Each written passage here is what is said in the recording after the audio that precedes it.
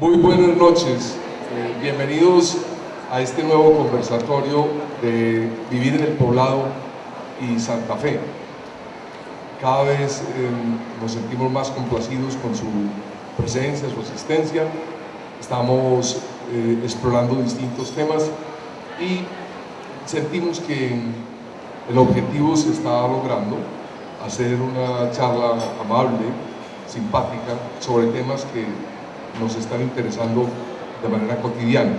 Hoy nuestra invitada es Elena Molina. Elena Molina es una persona que ha dedicado muy buena parte de su vida al oficio del tarot y al estudio de la cábala cristiana. Es columnista del periódico Vivir en el Poblado y hoy estaremos hablando tal vez tangencialmente del tarot, porque el tema que hemos escogido con ella es la búsqueda de la armonía y el bienestar del ser, un tema en el que Elena ha venido explorando, investigando y practicando a lo largo de los últimos años. Elena, ¿cómo estás? Bienvenida.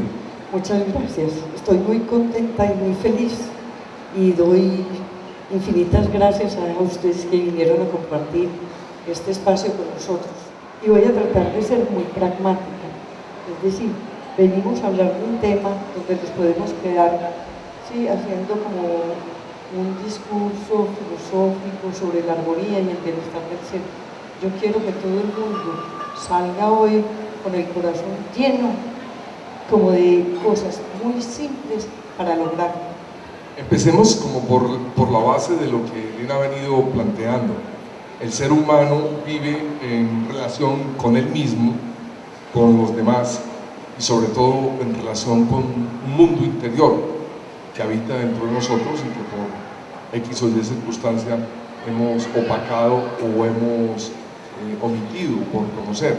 ¿De qué se trata esto? ¿Cómo es este asunto de la relación del ser humano consigo mismo, con los demás y con su mundo interior? Bueno, el ser humano, si nosotros nos mandan a vivir a este mundo, es porque venimos a relacionarnos. Primero que todo, con nosotros mismos, porque nos tenemos que conocer. Si nosotros ignoramos nuestra esencia, no podemos realmente entrar en relación con los demás. En principio el hombre se relaciona consigo mismo, sí, y luego con los demás. Sí. ¿Cómo es la relación consigo mismo? Parece una pregunta obvia, del profesor obvio, pero hay veces no lo sé. ¿Cómo se relaciona uno consigo mismo? Bueno, muy importante saber desde el momento de la concepción, el hombre es dualidad, el hombre es polaridad. Eso todo es un proceso de división. Entonces el hombre en su esencia tiene dos aspectos fundamentales.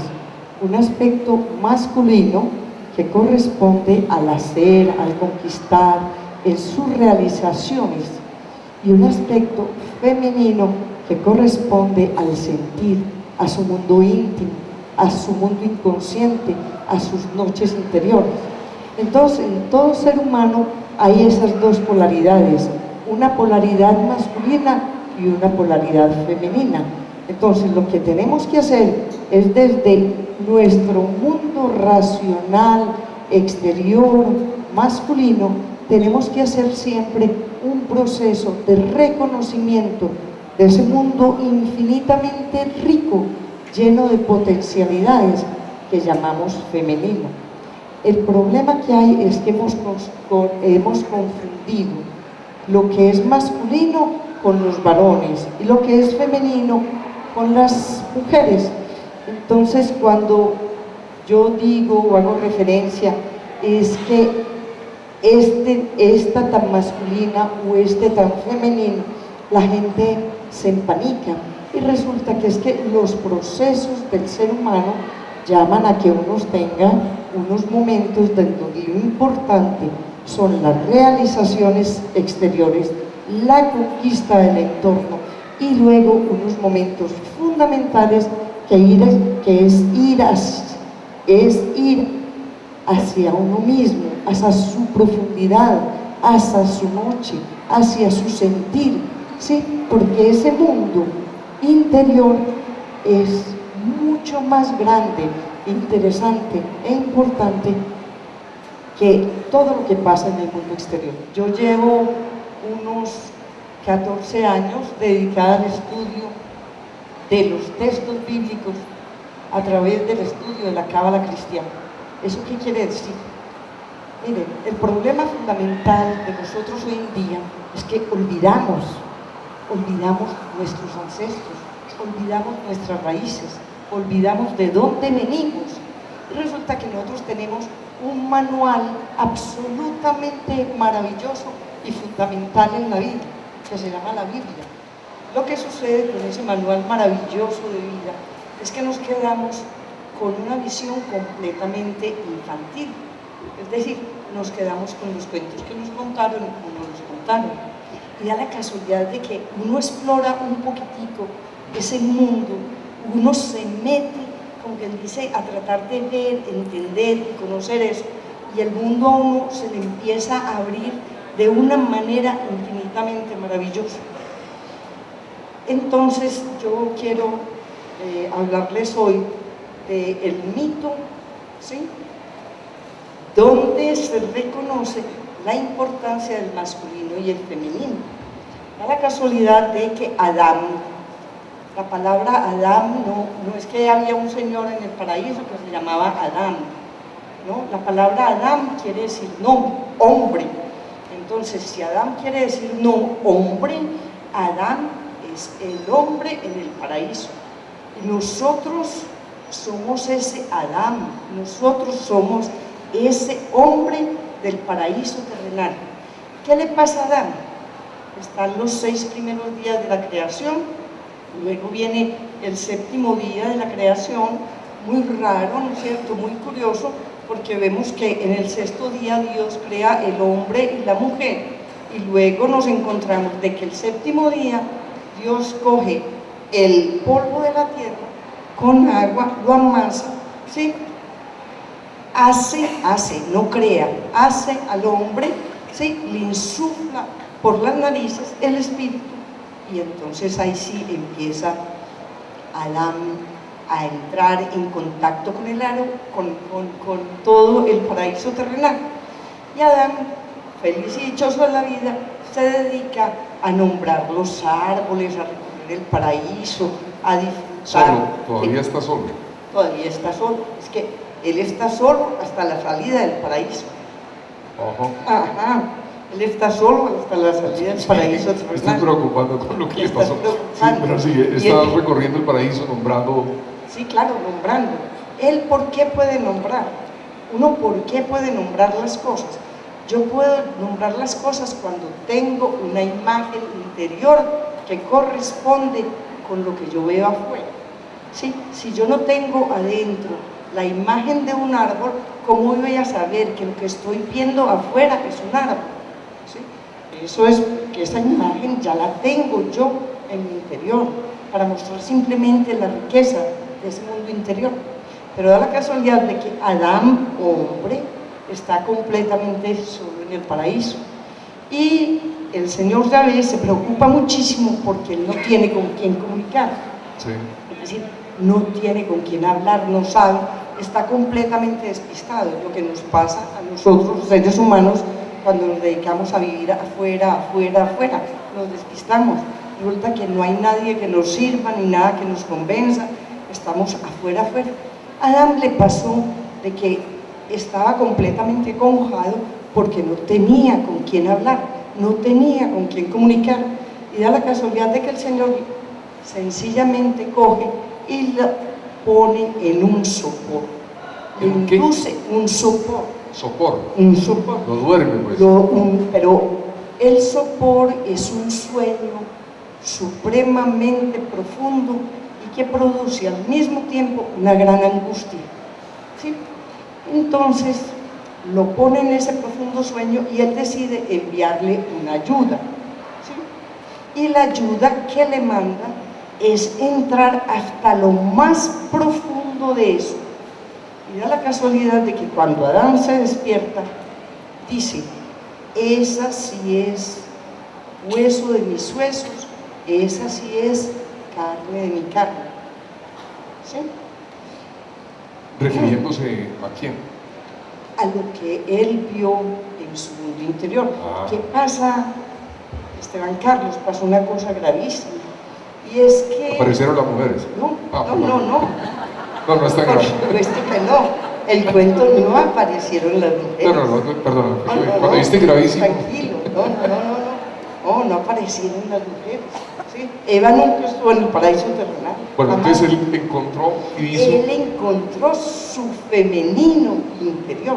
Y dijo, es hueso de mis huesos, carne de mi carne. Fíjate que cuando uno hace un caldo bien bueno, sí, uno lo que hace es que coge unos huesos y los pone a cocinar. ¿Para qué? Para que saquen su esencia. Es decir, lo que Adán está diciendo es, esa sí es de mi misma esencia. Y al decir carne, esa sí es de mi misma naturaleza. ¿Sí? Pero ¿cuál es esa? Nos tradujeron la palabra cot, que quiere decir lado, costilla, costa. Nos tradujeron esa palabra con un solo sentido, costilla. Y resulta que es que Adán no vio su costilla, Adán vio su lado interior. Adán vio su femenino. Adán reconoció en él esa parte esencial, ¿sí? Esa parte esencial de él, que desconocía. O sea, Eva no salió de una costilla de Adán, sino del interior de Adán. Del interior de Adán, pero es que no sale Eva. En realidad la primera mujer se llama Isha. Isha quiere decir fuego. La primera mujer realmente que hubo fue Isha. ¿Sí? Pero de eso en alguna otra ocasión hablaremos. Sigamos la pauta que estábamos viendo. El hombre tiene una polaridad, una dualidad. Tus estudios bíblicos te han llevado a entender desde el punto de vista del origen de Adán cómo surgió esa parte femenina. Ahora, lo femenino y lo masculino siempre nos ha sido presentado como elementos antagónicos. ¿Son antagónicos en verdad? Jamás. Es que somos opuestos complementarios. Pero la cuestión fundamental es eso. El hombre es energía. Para que haya energía tiene que haber polaridad. Si uno es masculino, sería un mundo de déspotas. Entonces yo lo que quiero decir es que Adán ahí entró en contacto con su femenino y dijo, esa sí es de mi misma esencia, esa sí es de mi misma naturaleza. Y entonces aquí hay una cuestión que me parece, ¿sí?, maravillosa y que la quiero leer, ¿sí? Sí, dale. Porque en ese momento Elohim Yahvé interviene y dice, por eso, ojo pues, por eso abandonará el hombre a su padre y a su madre y se unirá con su mujer y serán una sola carne. Por eso, él no dijo por esa, no dijo por esa mujer que él vio, por ese femenino, no, por ese proceso que él vivió de interiorización, de encontrarse con esa riqueza tan maravillosa interior que es el femenino de Adán, su Isha interior. Él y todos los seres humanos, hombres y mujeres, indistintamente, tenemos que abandonar el padre y la madre. ¿Pero cuál padre y cuál madre? Nuestros padres, no, nuestros padres es en un sentido también figurado. El padre es el que invita al hijo a la conquista del mundo exterior y la madre es la que nutre, la que alimenta. Entonces esos factores que uno ha recibido de ellos, uno los tiene que abandonar para uno ir hacia ese proceso, hacia ese matrimonio interior, que es ir al reconocimiento de su mundo interior. O sea, el matrimonio interior lo entiendo como una alianza entre lo femenino y lo masculino que hay dentro de cada cual. Que debemos hacer. Ok, pero el mundo está lleno también de polaridades y de dualidades, y los hombres buscan a las mujeres buscan a los hombres, bueno, ya se buscan por todos lados, no importa, pero quiero decir, ¿cómo se pasa de esa relación interior entre lo femenino y lo masculino a una relación de una persona determinada con otra persona. Miren, para que haya realmente relaciones armoniosas y sanas, tiene que haber ese proceso. Si no hacemos ese proceso, vamos a crear permanentemente relaciones afectivas desde necesidades inmediatas. Es decir, vamos a crear relaciones afectivas desde las carencias, ¿sí? Esperando que el otro llene el vacío que yo tengo en mi interior. Entonces, un hombre que no ha reconocido esa mujer hermosa que tiene en su interior, ese femenino interior lleno de potencialidades, se mete en una relación porque siente un vacío infinito y espera que la mujer que tiene al frente se lo llene. Es una relación que se establece desde la carencia, y una relación que se establece desde la carencia jamás podrá ser una relación amorosa, armoniosa. O sea, lo que estás diciendo es que antes de intentar relacionarse con otra persona hay que haber resuelto la relación interior entre lo femenino y lo masculino de cada cual. Mira, si uno, el día que uno resuelva eso, uno acepta, se puede ir. ¿Sí? Ah, sí. Yo ya estaba contento, ya no tiene nada que hacer aquí. ¿Por qué? Porque es que ese es la meta, esa es la búsqueda del hombre. La búsqueda del hombre es encontrar esa armonía, pero esa armonía se encuentra por momentos, y son esos momentos maravillosos donde uno siente que la vida es maravillosa y que estamos logrando cosas inmensas.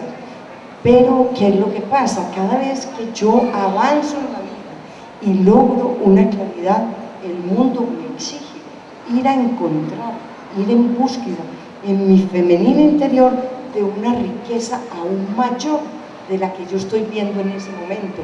Por eso es que el hombre asciende y progresa. Haces énfasis en lo femenino interior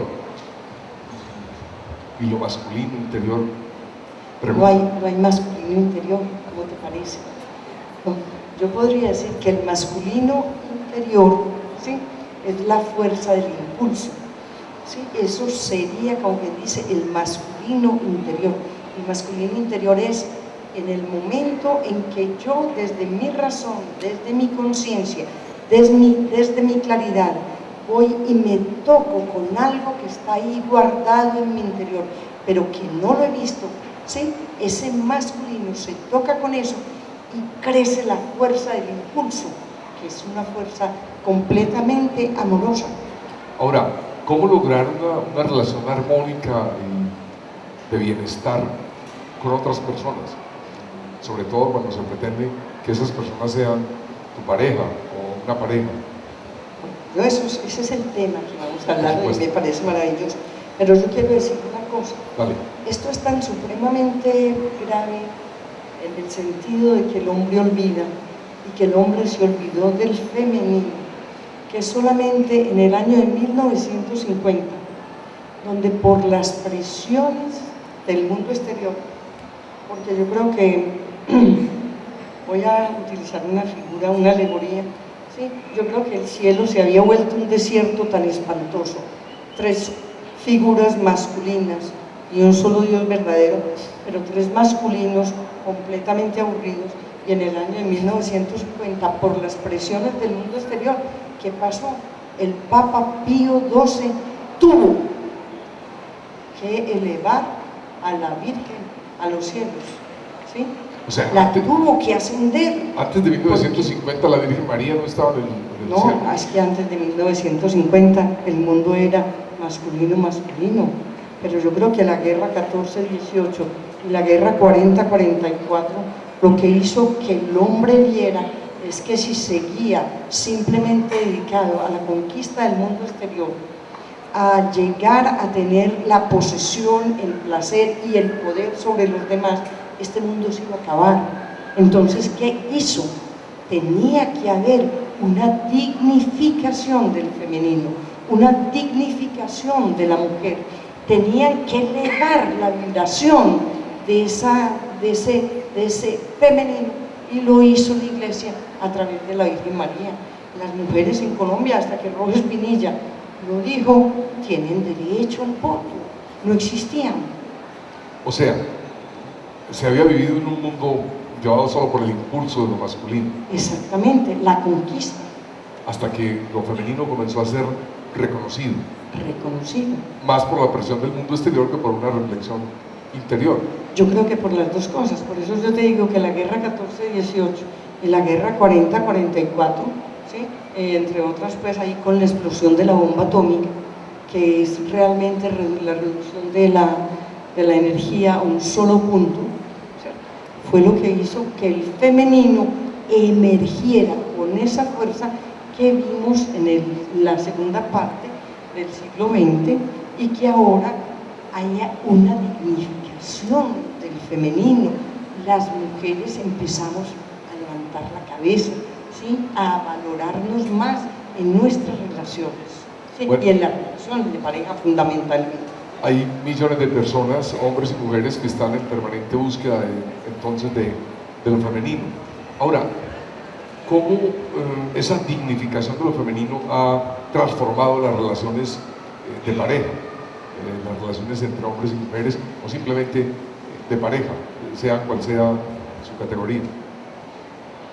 Es que fíjate que yo por eso hablo de cómo nos quedamos en el infantilismo, cuando se dice que la mujer se tiene que someter al hombre, ¿sí? Me parece una cuestión, someterse, como que dice agache la cabeza.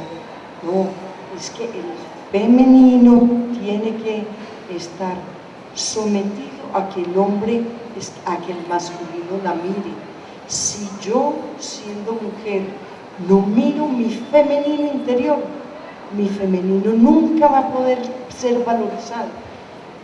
Yo quiero hablar de algo muy concreto, ¿sí?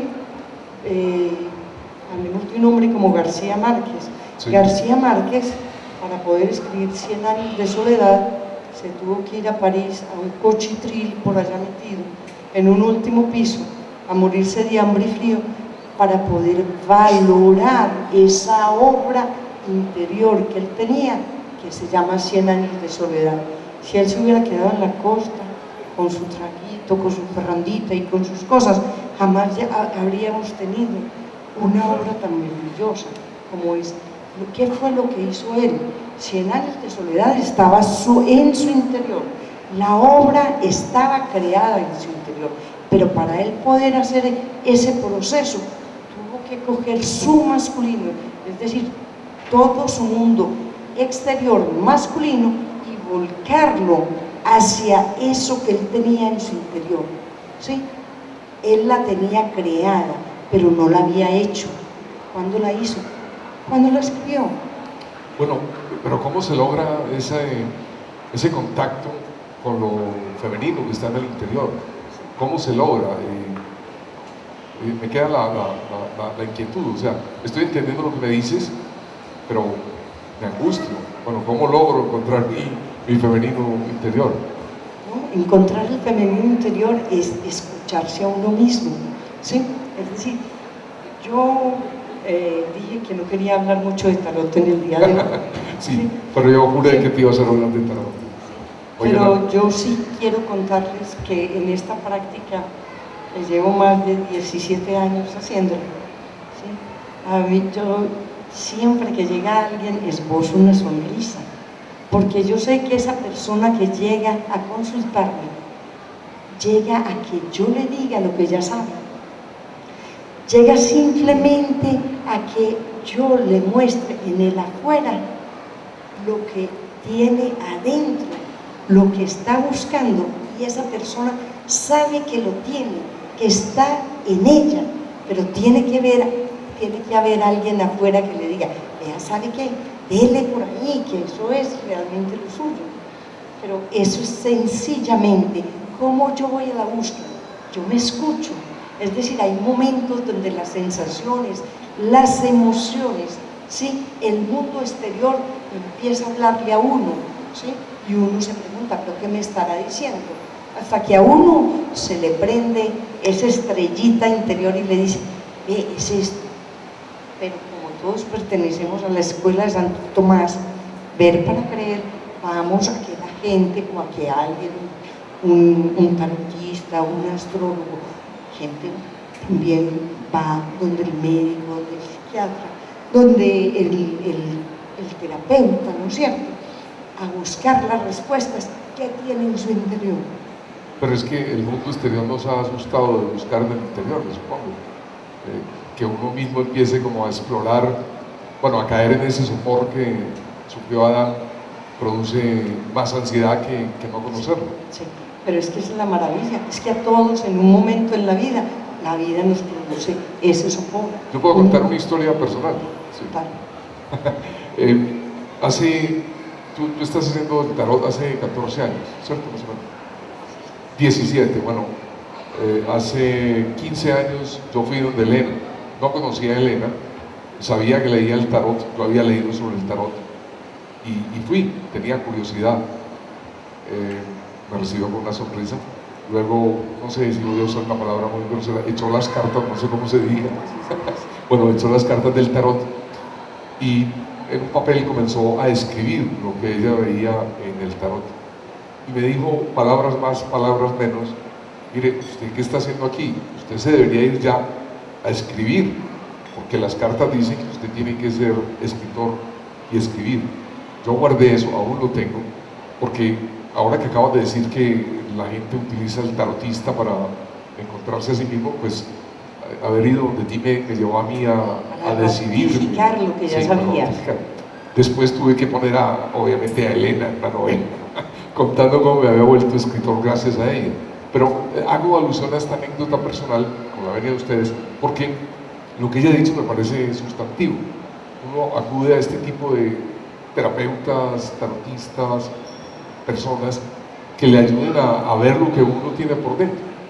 Ahora, yo logro encontrar mi femenino interior y quiero tener una vida de pareja o una relación armoniosa.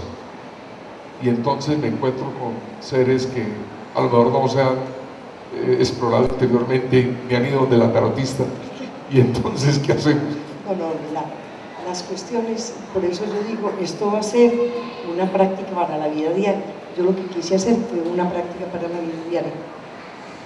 Pero yo quiero decir una cosa, el amor es una obligación. Cuando a uno le dicen que el amor es una obligación, eso empieza uno a pesarle, porque siempre le han dicho a uno que el amor, que la delicia, que no sé qué.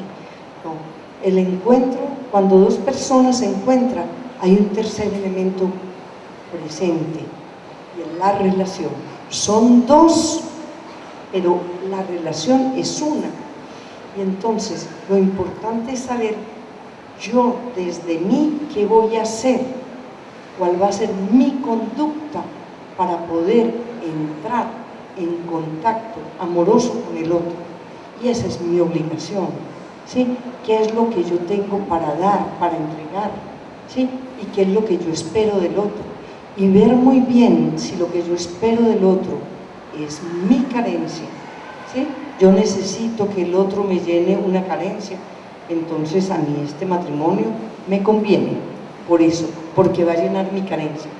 O si realmente una relación es para conocerse, crecer y realizarse.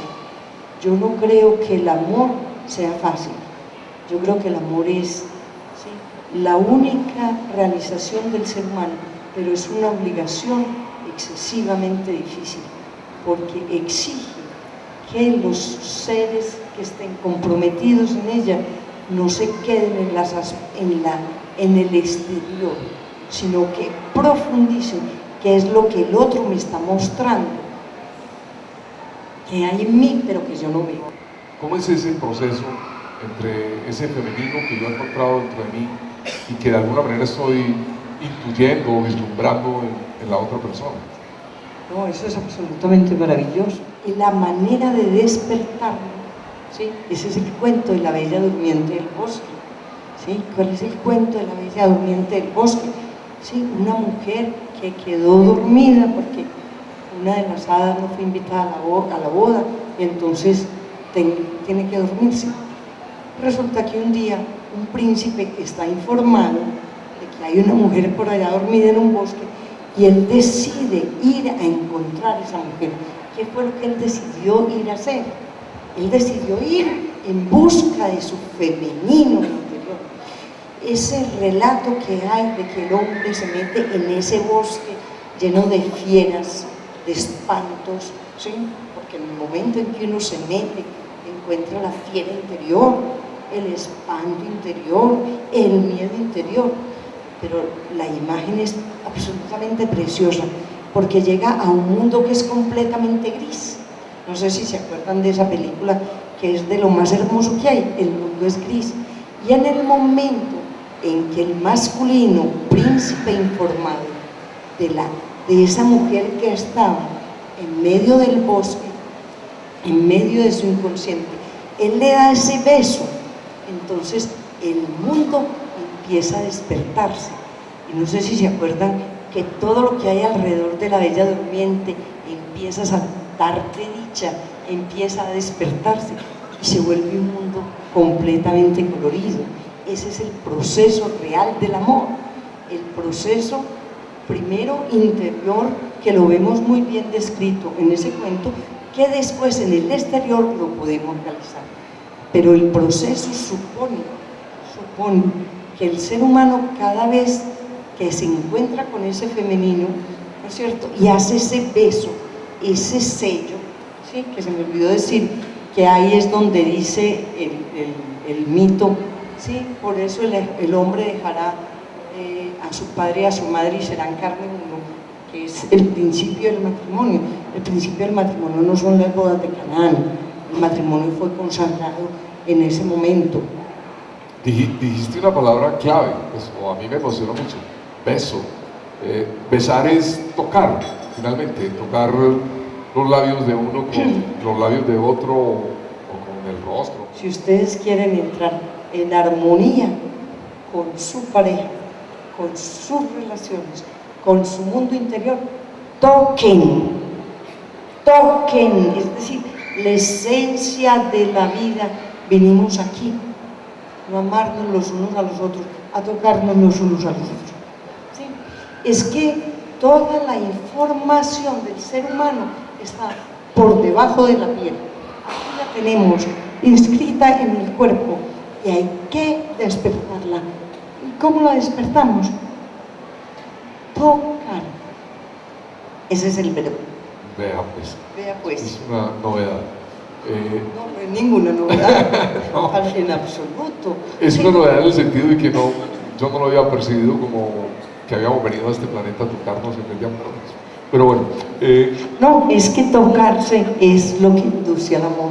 Okay. O sea, porque fíjate que ahí es, en la fricción, en el toque, es donde nace el fuego. Si no hay fuego, no hay pasión. Y si no hay pasión, no hay posibilidad de amor. Es que el problema es que hemos hecho de la sexualidad un enredo tan grande que no sé a dónde nos podrá llevar, ¿no es cierto? En un principio fuimos máquinas reproductoras, sí, y de un momento a otro nos vamos convirtiendo en cuerpos sexualizados, ni lo uno ni lo otro, ¿no es cierto? Es que el placer, la voluptuosidad, sí, es una celebración, es decir, eso es lo que permite que la vida tenga sentido.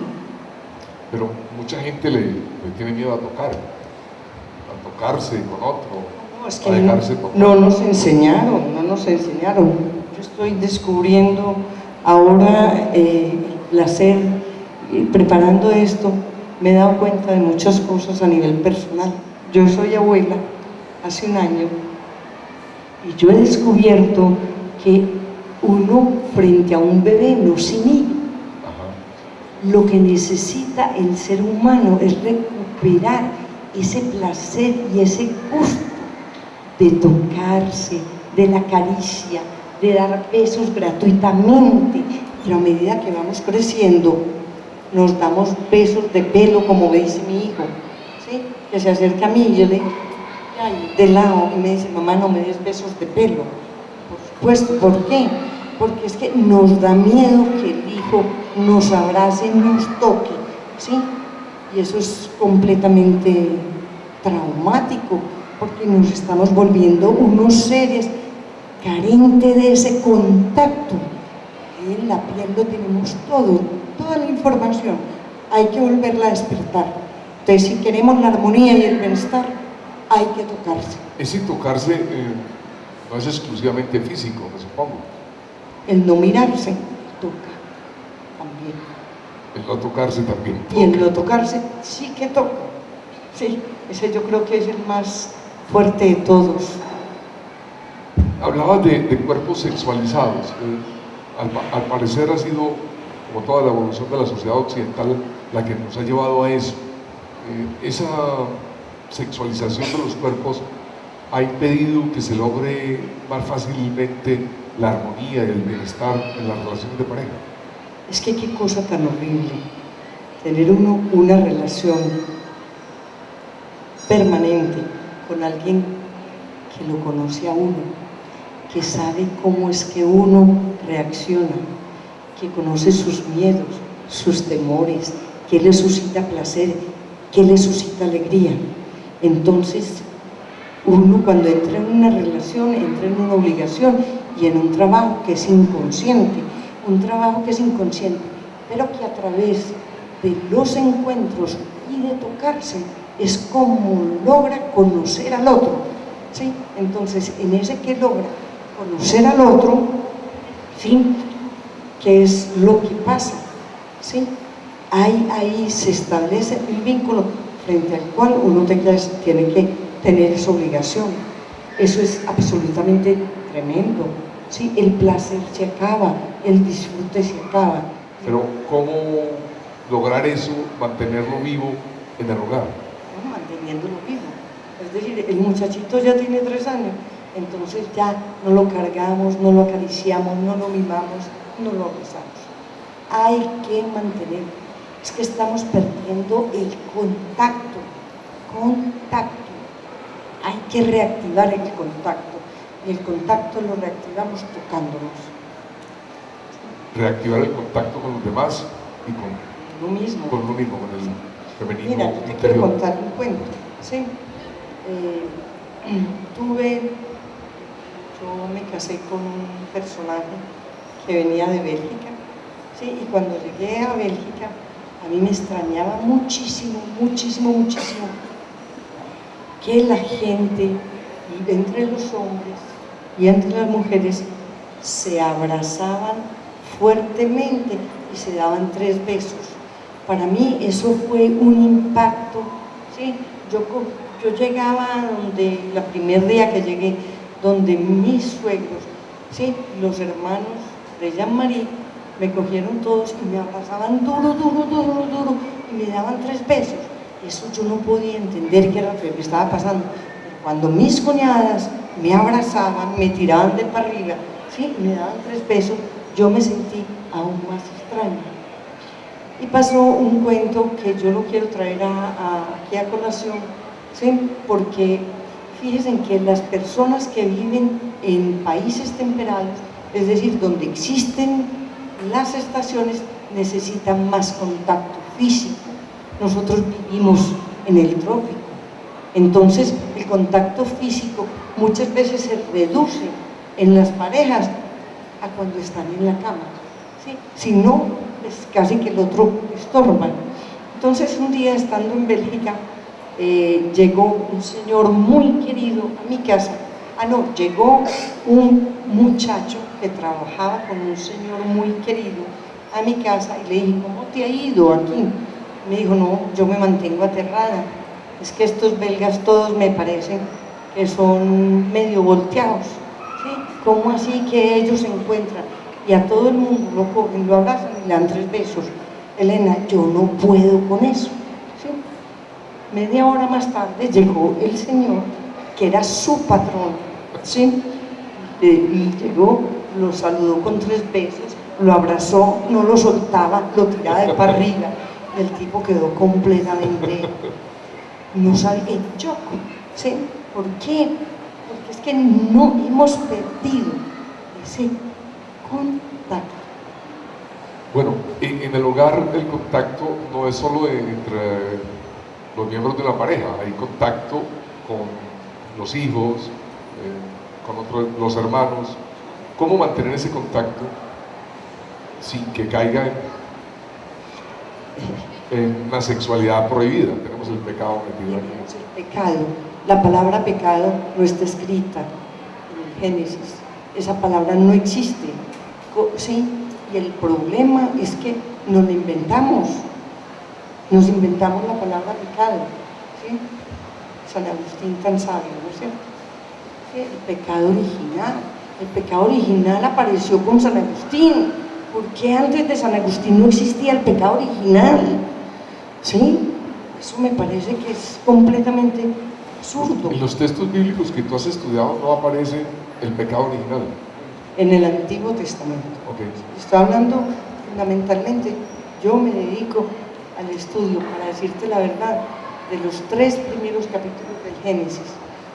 ¿Sí? Es algo tan supremamente apasionante que ahí se puede quedar uno toda la vida. ¿Sí? Pero la palabra pecado no existe. Nos la trajo San Agustín. Y eso me parece gravísimo. Y que todos nacemos con un pecado original. Pero ¿cómo así?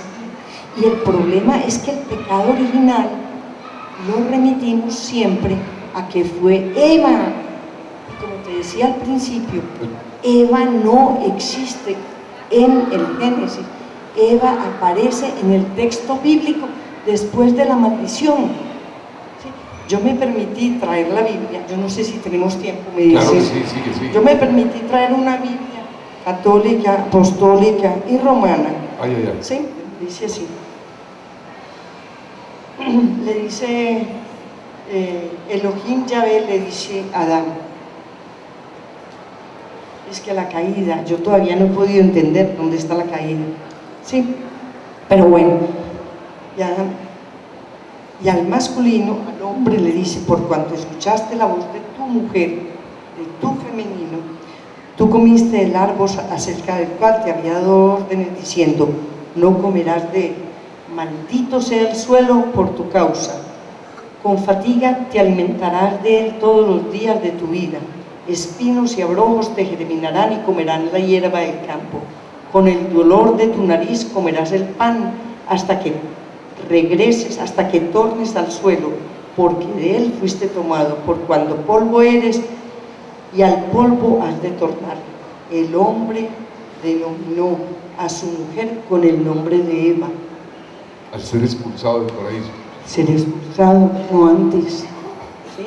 Entonces la mujer causante de todos los males, ese femenino, culpable, hasta 1900. era el femenino de Adán. Era el femenino de Adán el que le puso la tentación.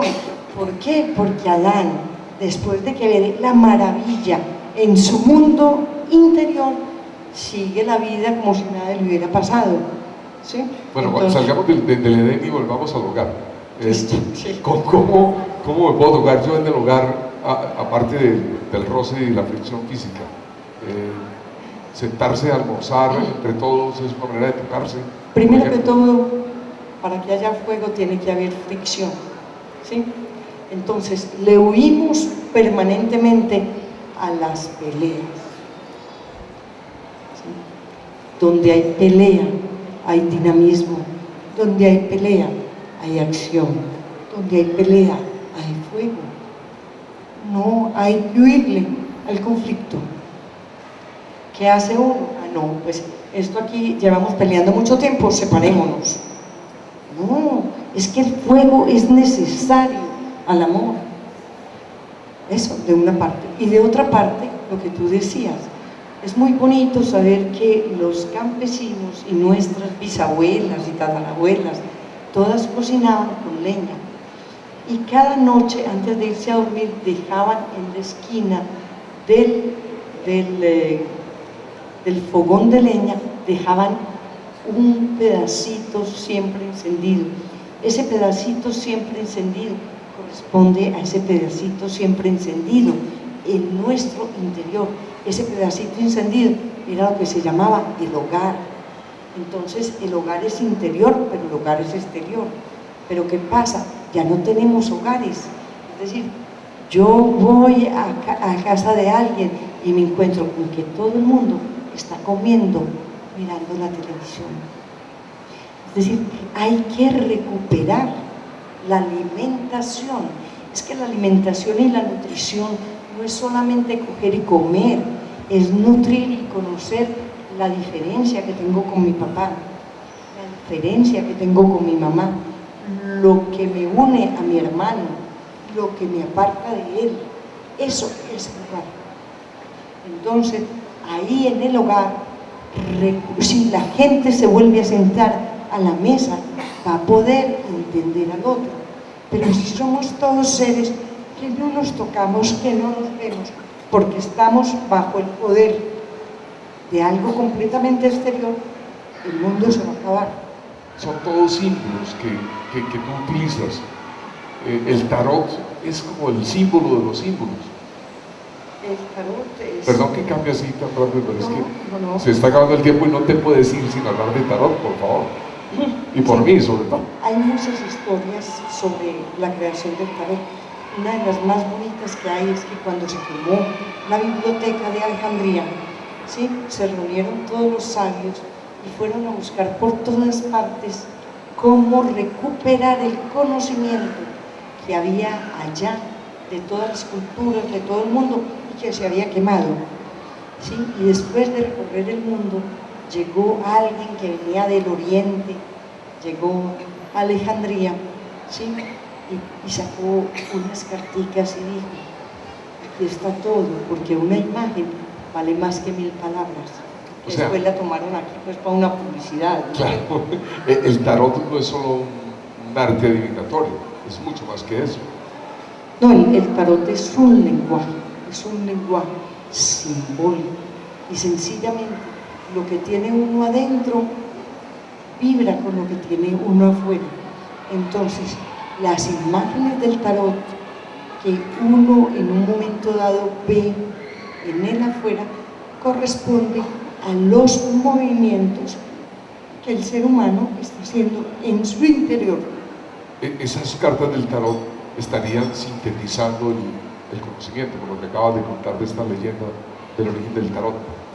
Yo miro a veces unas personas y digo: qué vida tan dura, porque a esta persona le tocó vivir lo que le tocó vivir, ¿sí? Y yo entro en una admiración, porque yo digo: el hombre, qué maravilla es, esa vida tan tremenda, y sin embargo esa fuerza interior que hay ahí, esa manera de afrontar la vida, esa manera de querer seguir haciendo claridades, de conocerse, de mirarse, de adelantar, de progresar. Eso es absolutamente maravilloso. Es decir, el ser humano es un mundo inexplorado e infinito. Tú eso lo has percibido con el tarot. El tarot se ha abierto porque las personas son más receptivas al tarot, porque lo buscan, porque creen en él. ¿Qué explicación tienes tú para eso? El femenino, el reconocimiento del femenino. Si no se conocía el femenino, nos íbamos a quedar en las apariencias, en lo externo. Entonces la lectura iba a ser: usted va a conocer un mono y azul, ¿sí?, se va a casar con él, van a casarse, en medio de copas, van a comer, un hombre pelinegro, sí, perfecto, una propuesta de negocio. Ese era la lectura, porque era una lectura que solamente tocaba el masculino, es decir, el mundo de la realidad exterior. En el momento en que entra este femenino, este inconsciente, tan potentemente, ¿sí?, a manifestarse, entonces, ¿qué pasa? Algo maravilloso: existe la lectura esotérica de un tarot. ¿Y qué es una lectura esotérica? Venga, miremos esto en su interior, ¿qué le está diciendo? Bueno, si el tarot es un conjunto de símbolos, se requiere un intérprete, que es el tarotista, para poderlo pues difundir y comunicar a las demás personas. ¿Cómo es la interpretación del tarot? ¿Es una interpretación de bruja o brujería? ¿Es una interpretación de sanación, es una interpretación en búsqueda de la armonía, del bienestar. ¿Cómo es la interpretación del tarot? Y perdóname lo de brujería. No, claro, no, la bruja mayor. Ay, ay, ay. Bueno, no, el cuento, en toda la Biblia ustedes van a escuchar, cuando la lean, que dice, el oráculo de San Pablo decía que el oráculo es algo inherente en el hombre siempre ha querido saber de dónde viene, para dónde va. Nos remontamos a Delfos, donde era el famoso oráculo griego, ¿sí? Del rey Sol, ¿no es cierto?, donde la gente iba para que le dijeran qué era lo que estaba pasando, y había un letrerito a la entrada que decía, conócete a ti mismo. Entonces, ¿qué pasó? ¿Sí? ¿Qué pasó? ¿Qué pasó con esta evolución? Con esta evolución pasó que realmente las personas que empezamos a trabajar esto, empezamos a tocarnos con una serie de lenguajes distintos, a ver que el mundo exterior solamente correspondía con algo interior y que uno en general, uno no interpreta. Uno realmente cuando hace una lectura del tarot muestra lo que la carta está diciendo, pero no es una interpretación libre y amañada, es mostrar las figuras, lo que acontece ahí, y eso ya corresponde a algo que tiene que ver con uno mismo. No hay instrumentos científicos y no los habrá. Es evidente que uno se apoya en personas tan extraordinarias como Pitágoras y en gente que también hizo un gran trabajo sobre el inconsciente, como fueron estas personas de finales del siglo XIX y principios del siglo XX, como fueron Freud y como fue Carlos Gustavo Jung. Pero una base científica, un instrumento científico, yo todavía no conozco un escáner que se lo pasen a uno por encima y le diga, esto es así. El escáner es la reflexión que uno hace interiormente. A la parte de Eva, tú dices que solamente Adán vino a conocer a Eva cuando estaban fuera del paraíso. Después de la maldición. Pero de la maldición, está bien. Sí, señor. Pero entonces hubo una seducción por parte del ser pensante, la serpiente, hacia Eva. ¿Usted sabe a qué me refiero? Sí. ¿Sí o no la hubo? ¿Qué le proponía la serpiente? 3 cosas. Perdón, la serpiente le proponía 3 cosas: placer, posesión y poder. Es decir, usted va a ser un dios, ¿sí? Usted va a obtener, ¿sí?, un gran reino, ¿sí?, y va a poseer todo eso. No era necesario una mujer. No, estamos de acuerdo, es que es la serpiente la que seduce a Eva. Sí, señor, al femenino. Al femenino de Adán, ¿sí? Pero no es a Eva. Según la crónica o según el Génesis, entonces ahí no hay ningún alumbramiento, no hay ningún parto, no hay nada. Es que Caín y Abel nacen después de la salida del paraíso. Caín, Abel y Set, ¿no es cierto?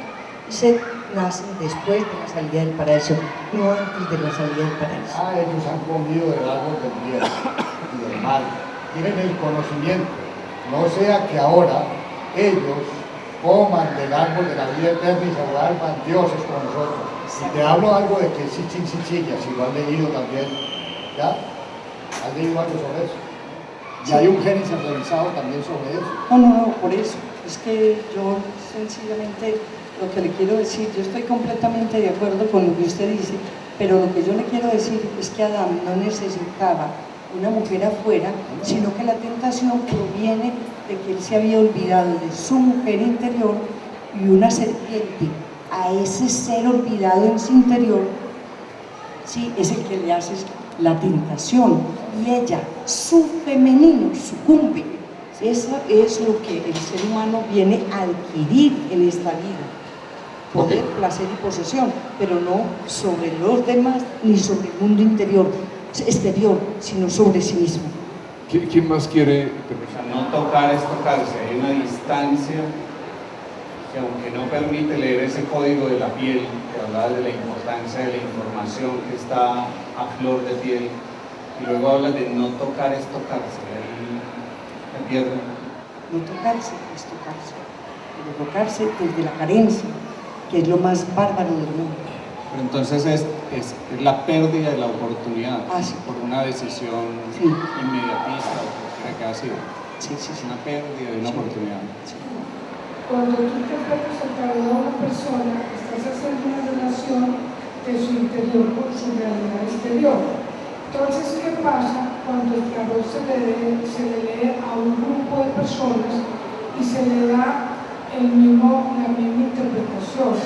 Eso tendrá relación con lo que se dice de que las personas que nacemos el mismo día estuvimos juntas en otra vida anterior, o simplemente esa especulación de algunos taoístas que nos quieren sacar de él. Es decir, yo pienso que el hombre tiene procesos individuales y procesos del colectivo, como tenemos un inconsciente individual y un inconsciente colectivo.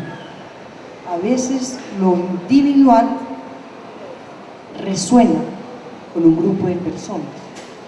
Yo soy muy enemiga de interpretaciones, lecturas públicas o interpretaciones colectivas. Puedes ayudar a aclarar la pregunta de la serpiente, y es que ¿por qué no haces la diferencia entre hacer y crear?